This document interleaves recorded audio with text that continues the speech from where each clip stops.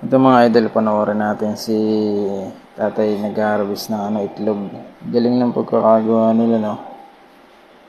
Ng itlogan ng manok. Tukoy na nila pag nag-iitlog. Yan, oh.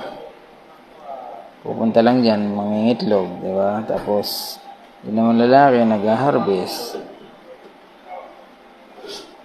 Bagay may ganito ko sa sa probinsya eh. Pag may mga 10 peraso ka lang na manok na paitlogin, no? Talagang buhay ka na. Hindi ka na bibili. Kaysa ngayon, nasa 10 na yung isang itlog. May 12 pa yung malaki, di ba? 12. Ay dito, pag mag-i-invest ka lang ng bag ng manok,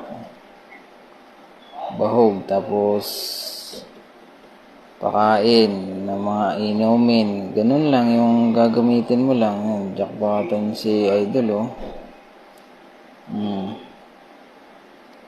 Ito naman si ate, oh. Iba yung mga teknik ng paano paitlog ng manok, nasa gubat. Grabe, napakalupit naman ni ate, oh. Nasa gubat. So sobrang daming itlog. So nasa gubat, oh. Sobrang daming sumusunod sa kanya na mga manok. Buti walang mga bayawak dyan, oh. Kung maraming bayawak dyan, talagang busog na busog talaga yung bayawak dyan. So pinupuntahan lang niya yung mga manok. Alam na, kuhain ko, huwag ka daw maingay. Ang daming mga itlog pa naman, oh. Talagang ka sa itlog. Mananawa ka talaga sa kakaitlog, ulamin. Ayun, sobrang dami manok naman talaga.